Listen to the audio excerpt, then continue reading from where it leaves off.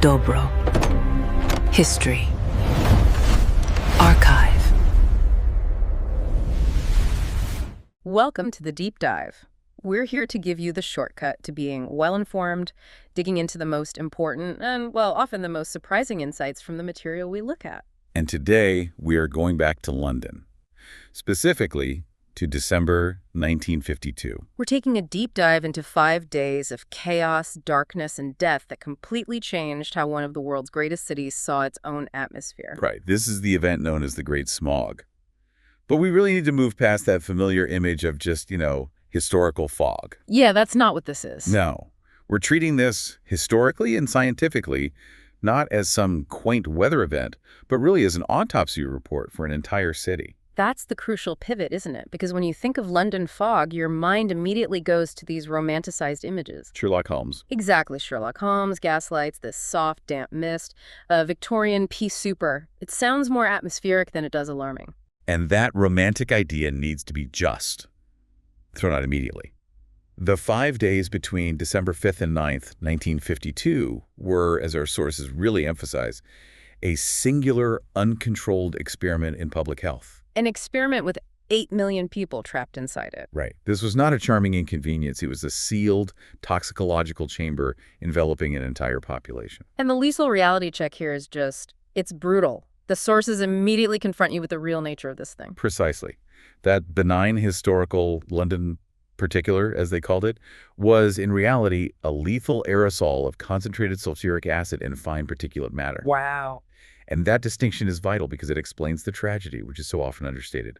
The final, sober epidemiological estimate puts the death toll at 12,000 lives. 12,000 people. Just let that sink in for a moment. Our research places that casualty count, a civilian population dying in peacetime, and comparable to some pretty significant military campaigns from World War II. It's a staggering cost. It really is. And that number, it immediately tells us what our mission is for this deep dive. We are treating the Great Smog not as an act of God, but as a definitive systemic failure. It wasn't just bad luck with the weather. Not at all. It was a perfect storm created by economic fragility, outdated urban infrastructure, and frankly, political paralysis.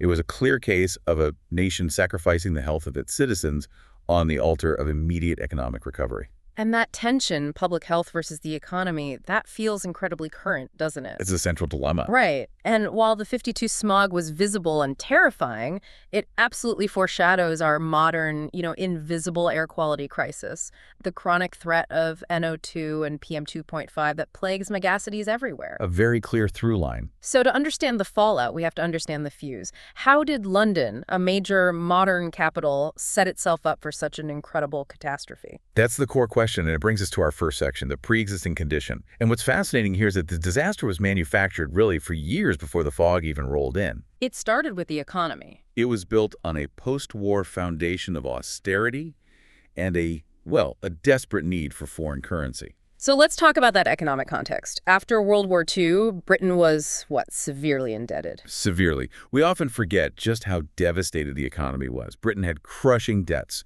especially the massive Lend-Lease obligations to the United States. So the national priority under Churchill's government was absolute economic recovery. And that meant balancing the books. Above all, balancing the crippling payments deficit. And in 1952, the currency that powered everything, both at home and for export, was coal. Exactly. And this led to what historians call the export imperative. To earn that crucial foreign currency, especially American dollars, the government prioritized shipping its highest grade, most energy-dense black coal. The good stuff. The good stuff, from places like South Wales and Yorkshire, straight out of the country. This premium coal was aggressively exported. It was seen as a patriotic necessity. Okay, so if you're selling off your best energy source, that creates a huge cold vacuum for people at home, especially with winter coming on. What was the solution for keeping the lights on and the houses warm? Well, the government had to find a cheap and quick way to maintain energy output. And the solution they pushed onto the domestic market was a disastrous substitute, a low-grade, impurity-laden coal called Nutty Slack. Nutty Slack. I mean, the name itself sounds almost whimsical, doesn't it? But the sources describe it as anything but. What actually was this stuff? It was essentially coal refuse, Imagine the small, dusty fragments, the fines, that are swept up from the mining floor. It's heavily mixed with slate, shale, and all sorts of mineral impurities. So it's the dregs. It was terrible quality fuel. And critically, it had a far, far higher percentage of sulfur compounds than the clean coal they were exporting. So why did that high sulfur content matter so much when you're burning it in a typical British home? Because it was incredibly inefficient and almost impossible to burn cleanly. Nutty Slack needed extremely high heat to even ignite properly. Which you're not going to get in an open fireplace. Exactly. So instead of a clean flame, you got a smoldering, incomplete, and highly smoky combustion in the millions of open hearths all across London. And Londoners were actually encouraged to use this toxic fuel. Oh, absolutely. The National Coal Board promoted it aggressively. They urged the public to see it as a patriotic act. Keep the home fires burning to save the good coal for export. So every single household becomes a polluter. It turned every average home, with its traditional open fireplace, into a major point source polluter. They were generating these disproportionately enormous quantities of sulfur dioxide SO2 and gritty fly ash for the tiny amount of heat they actually got out of it. So you've got millions of little chimneys pumping out these precursor chemicals directly into the air right at roof level. That's the picture. So the average Londoner was both the victim of the pollution and, completely unknowingly, a major contributor to it, all driven by this desperate economic policy. But it wasn't just the homes, right? The industry was also right there in the city center. That's the compounding factor.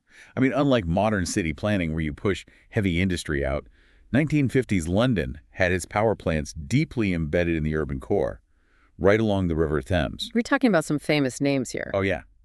5 major coal-fired power stations: Battersea, Bankside, Fulham, Greenwich, and Kingston upon Thames. And Battersea Power Station is like the poster child for this whole era. There's a specific irony with what happened there, isn't there? Battersea is the perfect tragic example. It was the only one of those stations at the time that had installed this experimental gas washing technology. They were trying to be progressive, So they were trying to clean up their act. attempting to reduce the visible smoke and the sulfur emissions. Okay, that sounds like a good thing. How on earth did an attempt to clean the air make the situation even worse during the smog? It comes down to basic physics. The washing process used these huge volumes of water to scrub the sulfurous gases. And while it did remove some SO2, it had a disastrous side effect. It significantly cooled the flue gases before they went up the iconic chimneys. And we all know cold air doesn't rise. It doesn't. Normally, hot smoke is buoyant. It rises high into the atmosphere and disperses. But the cooled, heavy, moisture-laden plumes from Battersea's massive chimneys, they just lacked that lift. So instead of going up and away, Instead of dispersing high above the city, the dense, sulfurous smoke just sort of slumped back down towards the ground, massively increasing the localized toxicity right there in the immediate vicinity. where people were living and breathing, It was an engineering solution that backfired catastrophically when it met the weather inversion. that is a staggering detail, a well-intentioned choice that just magnified the disaster. But there's another piece here. We have to talk about the infrastructure shift happening on the streets. We focus on the coal, but transport was adding a new chemical to the mix. This is the really overlooked factor, this shift from electric trams to diesel-powered buses.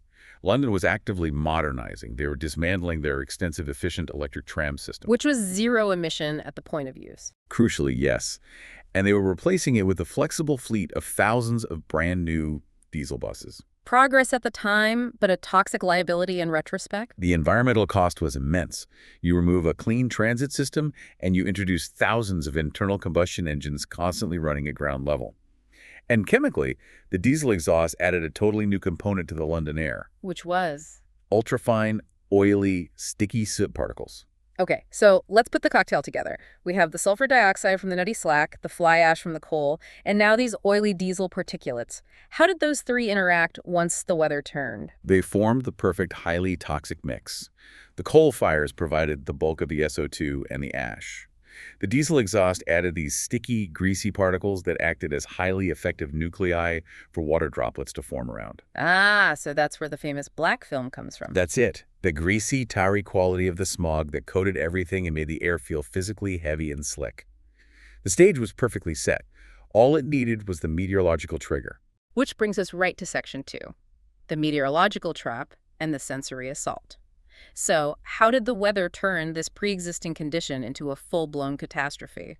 The atmosphere became the final collaborator. On Friday, December 5th, 1952, a massive high-pressure anticyclone just stalled directly over the Thames Valley. And this created the stable atmospheric conditions you need for a disaster like this. We've all heard the term temperature inversion, but for the listener, can you break down how that actually works as a trap? Sure. So normally, air gets cooler the higher you go. Yeah. Warm air near the ground rises, and it carries pollutants up and away with it. Right. An inversion is the reverse. The high-pressure system caused a layer of warmer, denser air to settle high above the city. This warm layer acted like a physical, immovable lid, trapping the stagnant, colder air beneath it. Trapping all the pollution with it. And all the pollution right near the ground. And if there's no vertical movement, what about horizontal? Was there any wind? The wind speed dropped to virtually zero. There was absolutely no horizontal ventilation. London became, and this isn't an exaggeration, a sealed laboratory bottle. Wow. The smoke rising from millions of chimneys would hit that warm ceiling and be forced immediately back down into the living layer of the atmosphere. And this is what leads to the truly terrifying part of the disaster, this self-sustaining feedback loop. It was self-perpetuating chaos. As the smog formed, it became so thick that it completely blocked out the weak December sun. So without any solar radiation reaching the ground, the air under the inversion layer just got colder and colder. Dropping to near freezing. And what do cold Londoners do, following that patriotic imperative? They throw more coal on the fire. Exactly. They heaped more of that low-grade nutty slack onto their open fires to stay warm. More coal meant more sulfur dioxide and more smoke, which thickened the fog even further, which blocked more sun, which lowered the temperature even more. The city was actively suffocating itself to stay warm. That's it. And the physical geography of the area, the Thames Basin and the low hills, it just ensured that this heavy, cold, pollution-laden air couldn't drain away or escape. It was stuck. It's vital we move beyond just the science now and get into the reality of it, the sensory experience. What was it like to actually be in that sealed, toxic vessel? The historical accounts are just surreal. It gets worse so quickly. On Friday, December 5th, you see the trap setting. As evening came and people stoked their fires for the night, that inversion layer solidified.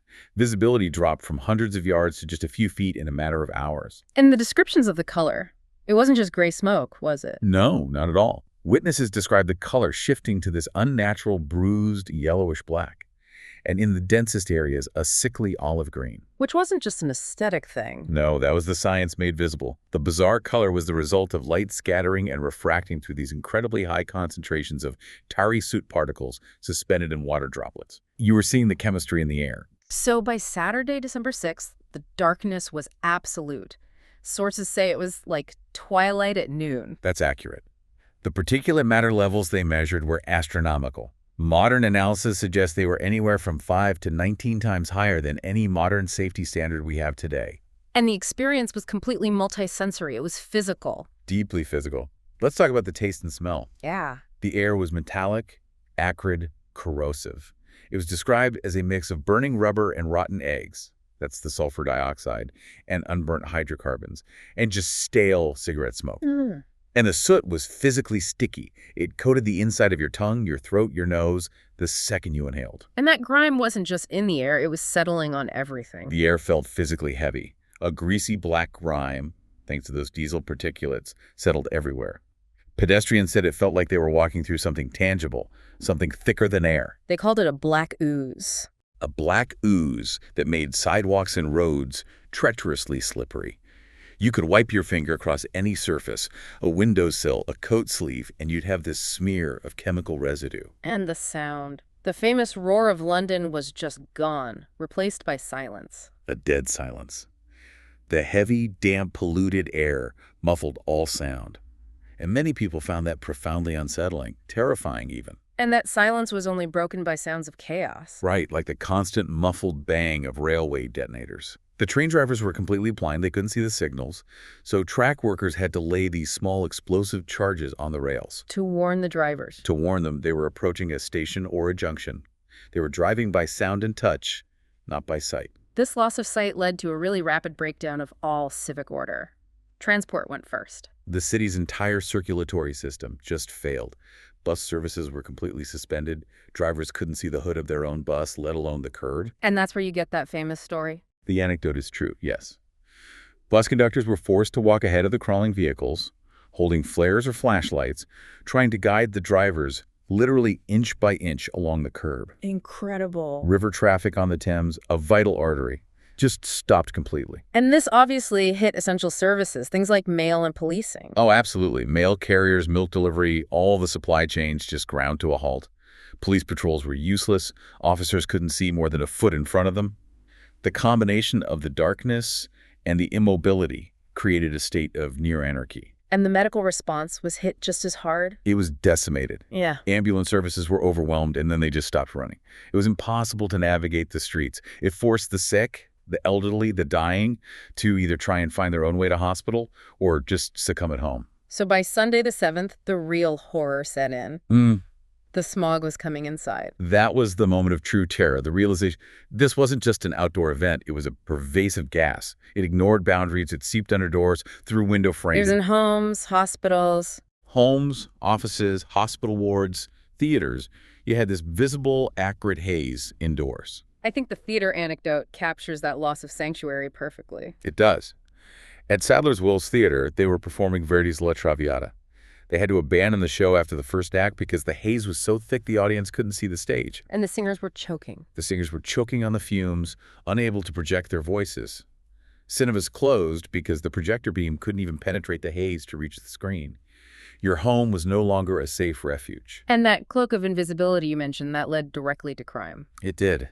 The darkness and the breakdown of policing were a perfect cover. Looting, mugging, smash and grab raids, they all spiked dramatically. Criminals could smash a shop window and just melt back into the wall of fog before anyone could identify them. London was suffocating, and it was also temporarily lawless. The sensory details are just horrifying, but the real silent slaughter was happening inside the human body. So let's move to Section 3 and look at the pathology, the chemistry that turned ordinary smoke into a mass killer. This is where we have to be really precise, because the word smoke is so misleading. The lethality wasn't in the initial smoke, it was the chemical reaction that the static, damp air allowed to happen. It starts with the SO2 from the Nutty Slack. Right, massive amounts of sulfur dioxide. Now, SO2 is an irritant, but it's not usually instantly fatal in these concentrations. The catalyst was the unique conditions of the inversion. Okay, so what were they? You had extremely high humidity, total atmospheric stability, and this is the key, a dense suspension of metallic particulates. The ash from that low-grade coal was rich in trace elements like iron and manganese. Wait, so you're saying the ash particles weren't just carriers of the poison, they were an active ingredient? They were catalysts. In the presence of all that water in the air, these trace metal ions accelerated the conversion of the sulfur dioxide gas, SO2, into sulfur trioxide, SO3. And when SO3 hits water... it instantly forms H2SO4, sulfuric acid. So let's just break this down for the listener. People were not just breathing dirty air. They were inhaling an aerosolized mist of dilute battery acid. That's what it was. And that explains the speed and severity of what happened next. The lungs were subjected to a chemical burn. A burn from the inside out. Yes, the acidic fog instantly attacked the delicate mucous membranes lining the respiratory tract.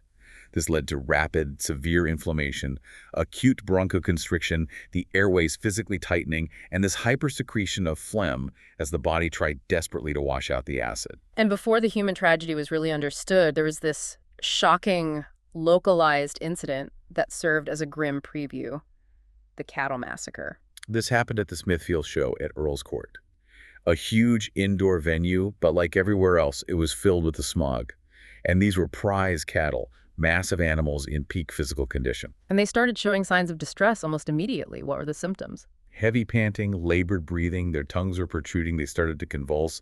Their large, powerful lungs, which are normally so efficient, were suddenly incredibly vulnerable to this acid aerosol. And more than a dozen of them died. Over a dozen died or had to be emergency slaughtered right there. And the breeders, they tried this desperate measure. Yeah, they frantically soaked grain sacks in whiskey, the only clean liquid they had, to create these makeshift gas masks for the most valuable animals. It didn't work. But the autopsies on those cattle, they provided a terrifying, immediate insight into what was happening across London. They did. The autopsies showed lungs that were engorged, black, tarry. They found acute emphysema, severe inflammation, and heart failure. It was the first hard scientific evidence of what this kind of corrosive pollution does to a mammal's lungs. And there's a real societal irony there, isn't there? A tragic one. The sources note that the death of this highly valuable livestock got intense, immediate press attention, whereas the deaths of poor, isolated human beings remained, for the first few days, just a diffuse, private tragedy. And inside the human hospitals, the scene was just apocalyptic. What were the oral histories from the front lines like? Nurse Maureen Scholes at the Royal London Hospital, she recalled the smog being so thick inside the ward that you literally could not see the patient at the other end of the bed. They were treating people by sound and touch. And the defining symptom they were seeing was this dramatic color change in the patients. Cyanosis. Yeah. Lips, fingers, sometimes the entire skin tone turning a deep, alarming dark blue or purple. This was the visual sign of profound acute hypoxia. Oxygen starvation. Oxygen starvation. The acid damage had swelled the airway shut and destroyed the ability of the alveoli, the tiny air sacs, to exchange oxygen. Victims were slowly suffocating, even as their bodies were desperately gasping for air. And the logistics of life support, they were just instantly overwhelmed. The city's entire stock of oxygen tents and respirators was nowhere near enough. The emergency bed service, which allocated hospital beds, registered call volumes that just shattered the peak of the 1951 flu epidemic. Hospitals were forced into this horrible triage situation. And yet, for all that chaos, most of the victims died silently, alone at home. That's the tragedy of a dispersed mass casualty event. Most victims were the vulnerable, the elderly, infants, people with chronic bronchitis. Their deaths were quiet, often written off by overwhelmed doctors as just natural causes or a winter illness. So if the doctors were overwhelmed and the politicians were quiet, who was it that first raised the alarm, the definitive logistical alarm that something unprecedented had happened? That grim honor goes to the undertakers. They were the first, most reliable indicators of the true scale of the disaster. Because of the logistics. The sheer volume of bodies, they ran out of coffins. Florists ran out of wreaths. The backlog for burials stretched for weeks. The logistical breakdown of death disposal was the irrefutable evidence that London had experienced a historic catastrophe. That detail, the undertakers raising the alarm, that brings us right to Section 4, counting the dead. Because once the smog finally lifted on December 9th, the disaster didn't end. It just moved on to a statistical and political battleground. Right, the question of how many died became instantly politically charged. Any high number carried with it immense government and industrial liability. And the initial official figure was a massive understatement. It was strategically low. In the immediate weeks after, the government released preliminary figures of around 4,000 deaths. Okay. This was politically motivated, designed to mitigate panic and protect the vital coal industry. And the narrative was clear. The narrative was, this was a tragic but singular event caused by unusual weather. It absolved policy, it absolved infrastructure. It was an act of God. But the mortality rate stayed abnormally high for weeks, even months after the smog. How do they explain that? It was something called the influenza diversion. As deaths kept climbing through January and February of 1953, the establishment started attributing this excess mortality to a supposed viral influenza epidemic that just conveniently coincided with the smog. That's a very convenient statistical narrative for the government. A massive one. Because if the later deaths were caused by a virus, they were natural, they were unavoidable. It allowed them to legally and morally decouple those deaths from the man-made pollution event. It effectively capped the official death toll at that initial 4,000 number. But modern epidemiological research has just decisively dismantled that cover-up. Completely. You have to look at the seminal research like the 2004 study by Bell, Davis, and Fletcher. They did a comprehensive reanalysis, correlating daily death certificates with the actual measured pollution levels from the time. And what was the proof they found that linked those later deaths back to the smog, not a virus? Well, first, they found zero evidence of a widespread flu epidemic that could explain that kind of mortality spike. Second, the listed causes of death on the certificates, acute pneumonia, severe bronchitis, heart failure, they correlated perfectly with the known effects of sulfuric acid exposure, not typical flu symptoms. And they also disproved something called the harvesting hypothesis. This is a crucial distinction. The harvesting hypothesis is the morbid idea that the smog only killed people who were so frail they were about to die anyway. Right.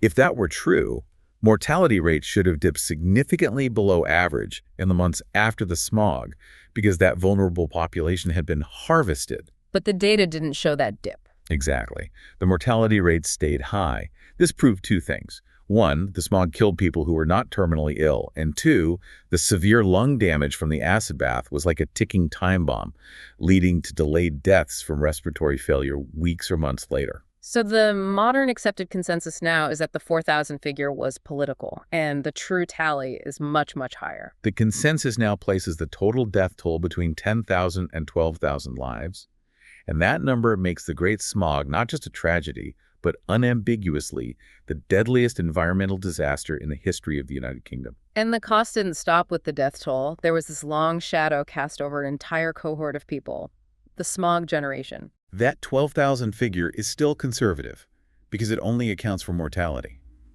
The sources detail the long-term morbidity, using the disaster as a natural experiment. They've tracked people who were exposed right at the beginning of their lives. Yes, recent studies have tracked individuals who were exposed in utero or during their first year of life during those 5 toxic days, and the consequences are clear. What are they? They exhibit significantly higher rates of childhood and adult asthma, COPD, and just demonstrably reduced overall lung function compared to cohorts born just before or after. The exposure in 1952 didn't just kill the frail, it permanently altered the health trajectory of an entire generation of Londoners. The invisible scars were long-lasting? Which brings us to Section 5, the legislative revolution. You would think, given the scale of this 12,000 dead, that the government would have acted immediately. But there was this widespread political inertia at first. Complete inertia. Prime Minister Churchill, a man who specialized in decisive action, he was initially just dismissive of the whole thing. He saw fog as a historic, unavoidable feature of British life, almost a cultural point of pride, not a policy failure. And his primary fear was always the economy. Absolutely. The government was terrified of the economic implications of moving away from coal. Coal was the engine of the economy, the bedrock of industry. To regulate it was, in their view, to risk stalling the entire national recovery. And Harold Macmillan, who was the Minister of Housing, he really embodied this resistance. He did. He resisted calls for an immediate inquiry or regulation. Instead, he favored a purely advisory approach, suggesting the problem was just one of educating the public to use their dirty fuel a bit more efficiently. Rather than actually regulating the fuel source itself. Right.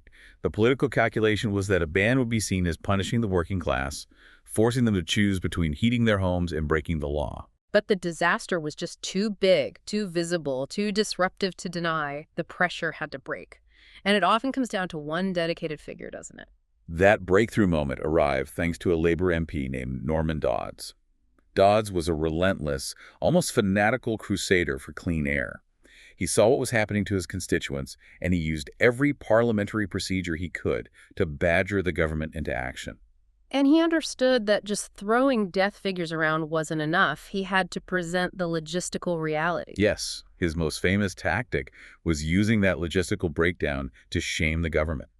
He famously asked the Minister of Housing if he was aware that undertakers are running out of coffins. And that question cut through all the statistical deflection. It did. The physical reality of death disposal finally tipped the scales toward official action. That pressure forced the government's hand, leading to the Committee on Air Pollution in 1953, chaired by the industrialist Sir Hugh Beaver. And the government likely hoped for a committee that would offer some mild recommendations, maybe a convenient whitewash. But instead, they got the Beaver Report, which became this landmark scientific and policy document. What was its central revolutionary finding? It scientifically dismantled the whole natural occurrence argument, and crucially, it established with hard data that domestic coal fires were the single largest source of the problem. They were responsible for nearly half of all the smoke pollution. But the really crucial pivot, the thing that made the report politically irresistible, was how it was framed. This was Beaver's genius. He framed clean air not as just a health demand, but as a matter of cold, hard economic efficiency. Right. He calculated the true national costs of the smog, the damage to buildings, the cleaning costs, the lost workdays from illness and transport failure, the massive healthcare burden. He proved that the economic cost of doing nothing vastly outweighed the cost of regulation and conversion. So cleaning up was actually fiscally responsible. Exactly. And that paved the way for the historic legislative action. After 3 years of political fighting, you get the Clean Air Act of 1956. And this is arguably one of the most significant pieces of public health legislation in UK history. It really is. It was the first time a major industrial nation had legislated to control domestic emissions. It fundamentally altered the relationship between the state, the economy, and the sanctity of the home fireplace. So what were the key provisions? What did it actually do? Well, it centered on empowering local authorities. They gained the power to declare smoke control areas. And once an area was designated, burning unauthorized fuel, so high-sulfur bituminous coal, became a criminal offense. And the political genius of the act was that it recognized people couldn't just afford to rip out their fireplaces. Absolutely. They learned from Macmillan's initial fears. The act provided substantial conversion grant subsidies covering 70% of the cost for homeowners to switch to approved gas heaters, electric stoves, or smokeless solid fuel appliances. Which made compliance actually possible for working-class people. It made the policy viable. It ensured it could actually be implemented. And the results, though it must have faced resistance, were undeniable. Implementation was slow, especially outside London. But the long-term impact on the capital was dramatic and swift. By the 1960s, the dreaded pea supers were effectively gone. Particle pollution in London dropped by over 60% within the first decade. The act forced an end to the open coal fire, and it ushered in the age of central heating, which fundamentally altered British life. So the Great Smog proved that bold, systemic government intervention, informed by science and supported by subsidies, it saves lives, and it can even improve economic efficiency. But when we look at the legacy, it feels like that original lesson, that the atmosphere isn't an infinite sink, is being forgotten in the face of a new threat. That is a dual legacy we have to confront. We successfully tackled visible pollution, the obvious soot and SO2. But today, we face the invisible killer. The shift from the coal smog of 1952 to the traffic smog of the 21st century. Exactly. The modern crisis is concentrated in nitrogen dioxide, NO2, and especially fine particulate matter, PM2.5. And it primarily comes from road transport, particularly the legacy of diesel engines. And because this killer is invisible, it fails to generate that same immediate public and political panic that plunging the city into darkness did. That is the core tragedy. We have to constantly remind ourselves of this modern statistic. This invisible killer causes an estimated 28,000 to 36,000 premature deaths annually in the UK today. That's potentially 3 times the casualty count of the Great Smog. Potentially, yes. But because the deaths are chronic and dispersed, there's no single galvanizing event to seize the public imagination. So the London timeline industrial boom, pollution crisis, political denial, and then eventual reluctant regulation, that's being replayed globally. We see it in the global south today. Cities like Beijing and New Delhi have had their own airpocalypses, where peak PM2.5 levels have temporarily exceeded even the toxic concentrations of 1952 London. The Great Smog stands as the ultimate historical worst-case scenario. The Great Smog of 1952 was a catastrophe built on the synergy of Victorian habits, post-war economic desperation, and just plain meteorological misfortune. It destroyed the romantic myth of the London fog, and it provided this painful, lethal lesson. The atmosphere is a finite, shared resource. You can't treat it as an infinite waste disposal system.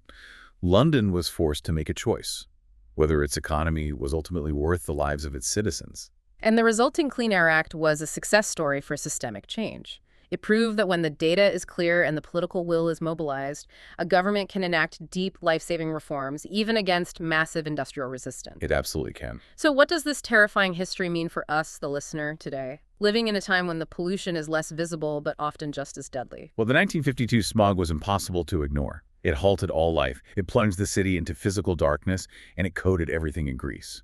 The public outrage was immediate and visceral because the killer was visible, it was sudden, and it was totally disruptive. Right. What responsibility do we bear today when the killer is invisible, chronic, potentially killing more people annually, but fails to generate that same immediate public outrage? What does it take for an invisible crisis to become a political and cultural priority in the 21st century? That's the lesson we must not forget.